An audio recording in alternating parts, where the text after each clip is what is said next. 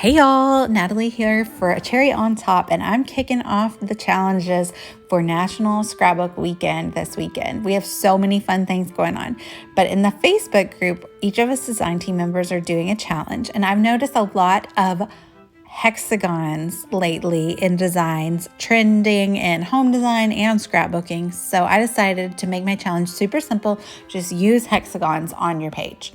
So right now I'm just testing out some colors, and I know I want to use yellow. I'm doing that photo I showed at the beginning of my son standing in front of Winnie the Pooh at Disney World. And so I want to do hexagons because it reminds me of beehives. And so that's why I'm testing out a bunch of yellows that I have. And I think gold, but I actually end up going with more yellow and just a few lighter colors of yellow, not really any gold actually. So I get out this bigger hexagon stamp, and I use my sprays, and one of them's not spraying, so I had to use it with a brush, and I just kind of spray all over the page. You know me, I'm not neat at all.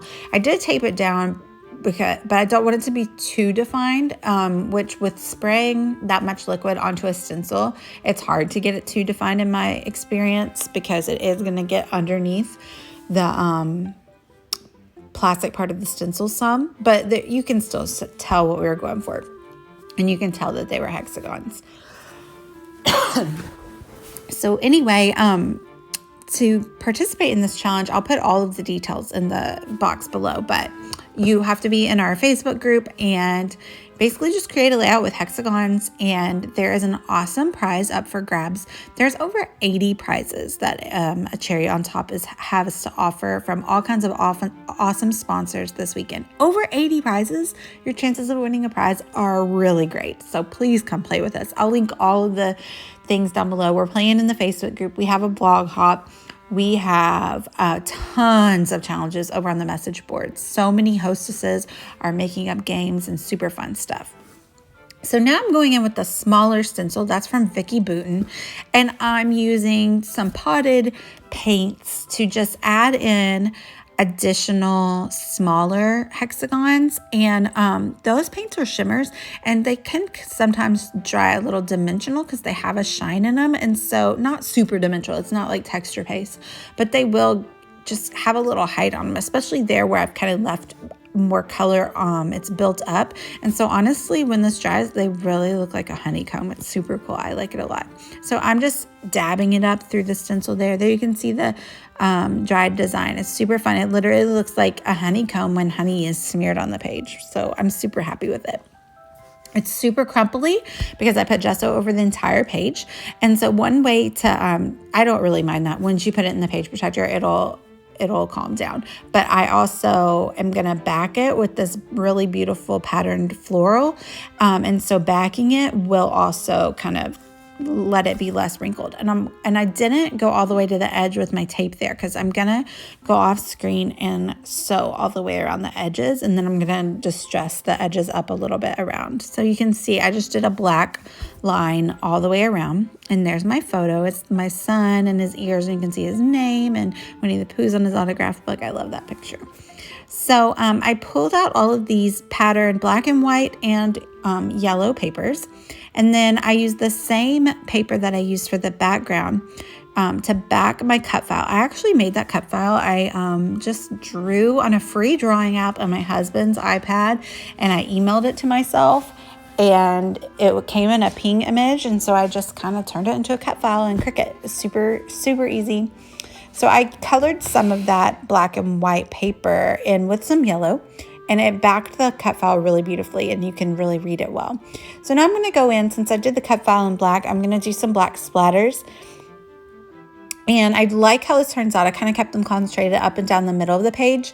In the end, I also take a tiny black hexagon stamp and just kind of do first generation and second generation stamping on the page. I do that off camera, so you don't see that, but you'll see it in the final photos.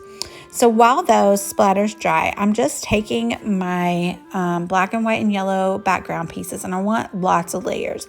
And so I'm just kind of putting my photo there and just kind of layering papers up behind it. I'm making sure that they're long enough to peek out from each side, and I'm kind of alternating the tears that I'm doing as well as the colors.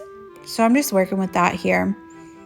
And I'll just keep bringing the photo in to make sure that you can see all of the layers that I am including. And I'll do a couple long layers as well. I really like how this turns out. I like the dimension that all the layers gives as well. And you'll see I end up having to pop up part of my Hey Honey cut file because it's so dimensional once I put the photo on top of all those layers. Because I want to layer that on top, I have to pop up the other side because it's so dimensional that once I did that, it's layers. So I get them all how I want them, and then I take my tiny attacher and just put a staple right in the middle of them so that they stay exactly how I want them. And then I adhere everything down onto the page. So we have dried, and we're going to adhere that down. And then we're going to put some fun foam on the one side of that is not overlapping the photo and layers to pop it up and make it level. And then it's time to embellish. And what I was saying earlier with the stamping, so I got a small hexagon stamp, and I used it just in the same direction.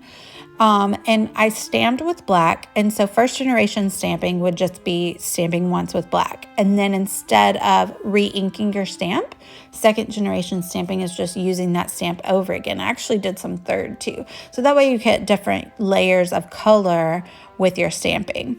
So there I'm just like adding a little label, and I'm adding that's a Simple Stories little paper clip at the top. And that is from the newest Say Cheese collection, the Hello Magic piece and the Best Day Ever. Those are card chipboard stickers. And then we're adding in a couple of stars, and we're about done. So I really hope you'll play along with my challenge in the Facebook group. I have an awesome prize, and yeah, I'm going to link everything down below that you need to know to come pay. There's the stamps that I was talking about to come play with us in the message boards as well. My affiliate link is down below because you definitely need some new crafting supplies, right? Thanks for watching, y'all. Bye.